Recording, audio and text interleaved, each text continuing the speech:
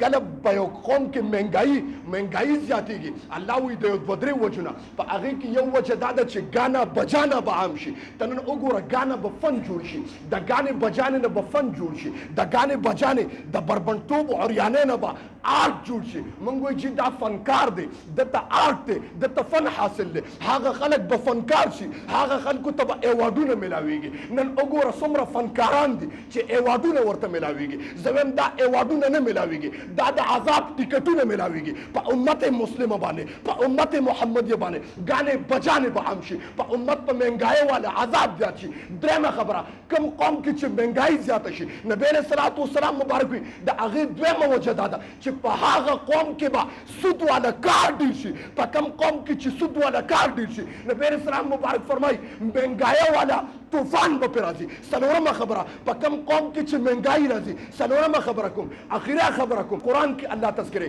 ومن اعرض عن ذکري فان له معیشة ضنکا. زما رب قرآن کې وفرمایل چې په کوم قوم باندې مهنګایي راځي، د هغې لویه وجه دا ده چې دا قوم به ما پرېږدي، زه به قوم پرېږدم، زما قوم به زما ذکر پرېږدي. خبره دې پورې کوله چې هغه مسلماني ختمه شوه، ځکه په مسلمان باندې عذاب راغی، ځکه په مسلمانانو باندې زلزله راځي. وګوره په افغانستان باندې زلزله راله، په یو کلي کې 920 کسان شهیدان شو، 600 پکې لا اوس هم زخمیان دي. دا زلزله په افغانستان راله. زه وایم دغه زموږ وروڼه مسلمانان دي، دغه زلزله د همدردۍ ټول اظهار وکړي. زما اواز رسیږي ګویا چې څوک مالداره خلک دي، افغانستان کې فقیران خلک دي، متاثرین دي، ورسره بھرپور امداد وکړي. زما محترم ټول ورسره اخلاص زم که ستا 1000 روپۍ یو افغاني ته ورسېدې، زموږ مسلمان نور دی، دا ګویا زموږ دپاره یو لوی د شفاعت ذریعه ده. ګویا د همدردۍ اظهار وکړې، چا چې وس کېږي هغه یادوم. موږ ټول فقیران یو. ما خبره کوله چې عذاب به په مسلمان چې کوم عذاب په افغانستان او زلزله راغلی ده، دا په پاکستان باندې هم راتلی شي. زما محترمو څنګه چې په پاکستان باندې د مهنګایۍ دغه چلیږي، ما وی مهنګایي او زلزله چې راځي، د هغې د ټولو نه وجه ده چې بادشاهان بغلی شي. دویمه خبره زما محترمو چې ګویا یوسف کاندیلوي رحمت الله علیه یو کس راغی، وی حضرت مهنګایي د ډېره زیاته. هغه ته جواب کوي مهنګایي نشته، زموږ اعمال سپک شو جي. وی د مهنګایۍ او زموږ د اعمالو مثال د یو چابړي دی. مهنګایي په یو چابړي کې واچوه او زموږ اعمال په یو چابړي کې واچوه، چې زموږ صالح اعمال ډیر شي، نو ګویا دا اعمال چې کوم دي درانه شي او دا مهنګایي سپکه شي، مهنګایي ختم شي، ارزاني راشي. او چې کله زموږ اعمال، دا زموږ اعمال صالح اعمال هغه ختم شي، هغه سپک شي، په بره وخیږي، مهنګایي ولا چابړي په موږ باندې راپرځي، مهنګایي ډیره شي. دا نن په مسلمانانو وګوره زموږ اعمال، قسم دی چې وګورې مسلمان زموږ ذهنونه د بربنډتوب نه ډک دي. خفه کېږم ما، زه خبره کوم، زموږ ذهنونه قسم دی د پلیتۍ نه ډک دي. که وګورې که زه ځان لکېږم په ما باندې د شیطان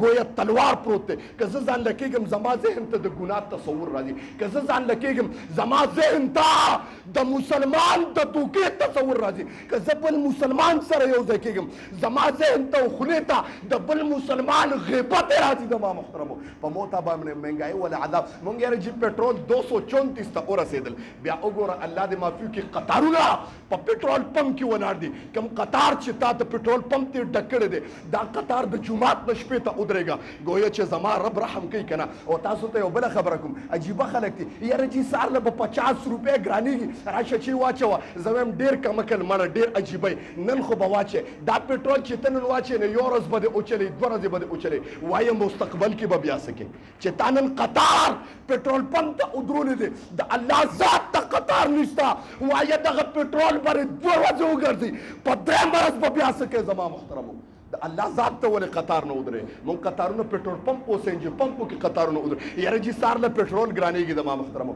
زم زموستا اعمال سپک شي، پټرول به ګرانېږي. اخیری واقع کوم زما محترمو چې کله اعمال سپک شي، زما محترمو مهنګایي او عذابونه په قوم باندې زیات شي. او الله دې مونږ تاسو د بدو اعمالو نه اوساتي ټول وای امين. شوق سره الله دې مونږ په خلوت په ځان لوالي کې د ګنا نه اوساتي ټول وای امين. ماته اکثر خبرې کیږي، ماته اکثر आवाज راسيږي، قاری صاحب چې ځان لشه مجینو ګنا را نه کیږي، قاری صاحب چې ځان لشه هغه ماته پته ده چې ته ځان لشه، ځکه په ظاهر خو تا نه تقوا را بهیږي، لیکن چې کله ته ځان لشه د الله سره معامله شوه، بیا دغه ټایم کې ستا ایمان ګورم. ته موبایل راوالې ځان ته د بربڼ فلمونه لګولي دي، ستا له د هغې ذات نه حیا نه درځي، ستا ذات و ضمیر دومره مړ شو چې تا ځان ته پردی لورخور په موبایل بربنډه لګولې ده. تا ته وایم دغه لور خور ستا په کور کې هم ناسته ده تا بربنډه په موبایل نه ګورې زما محترم الفاظ زما سختېږي دا د ټولو مؤمنانو دپاره ګویا خصوصا زما دپاره د ټولو نه مخکې خپل ځان ته نصیحت کوم بیا مسلمانانو ته لګیم چې دا والا ماده شهوت والا ماده په کم قوم شهوت پرستی چې په کم قوم باندې عامي هغه قوم د الله نه د رحم امید نه کوي زما محترمو هغه قوم د الله نه د باران امید نه کوي هغه قوم گویا د کانو قابل دی د اور قابل دی د عذاب قابل دی کم قوم کې چې شهوت پرستی دوکا غیبت عام شي هغه قوم د الله نه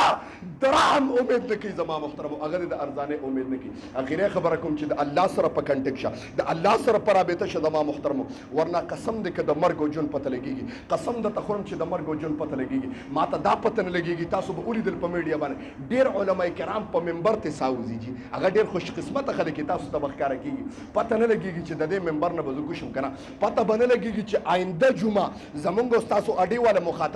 مخاطبه به کېږي که نه ګویا خپل ځان د الله دپاره وقف کې د دین دپاره وقف کې علماو سره وابستګي وکړې عاجزانه درخواست علماو ته کنځل مه کوئ علماو سره ځان وابسته کې د علماو دغه وکړې احترام وکړې زما محترمو خوشحاله که چانده کې اخلاص کوي برپور ښه داسې زما او ستاسو جیب ته نه راځي او ډېر بیلونه هم راغلي حاجي صاحب ته حاجي صاحب ما ته دوه درې جمونه ویلي خو زما د خیال نه وځي भरपूर इखलास हो دا د الله په دربار کې جمع کیږي 30,000 روپے بل لاغلي د ما محترم او یو بل اهم خبره کوم تاسو ته چې په دې اړه کې ایمان او جذبه ولا خلک یو کار وکړي شي خیر دې تاسو دا بزوی مچ قیامت د سبا پورې یو جنت ته درنه کېدو سبب دی دې سپیکرو د پاره تاسو ته بخکاره کیږي چې صرف سپیکر د پاره اکثر بیا یو پی ایس لګي تاسو ته پته نو چې داسې یو مسلمان راپاس چې به دې سپیکرو د پاره د جماعت ز بیټری او یو پی ایس اغستې شم دا کار به څوک وکړي شي د ما محترم چې وسې کېږي دا نه موږ ته پته را مهنګایي ټول والي یو موږ فقیري د ډېره زیاته داسې کوشش وکړئ چې څوک ایمان والا بندي هغه جماعت ته پر د یو پی ایس تنظیم کوم تاسو ووینئ د تمام مساجدو کې یو پی ایس او د بیټری تنظیم شته واحد د اډې والے جماعت یتیم جماعت ته د ما محترم देखिए दी स्पीकर तमजी जनरेटर लगी 16 वाल इंजन लगी बिया बिल सो कोर कई ना अल्लाह दे माफी की तब पता दई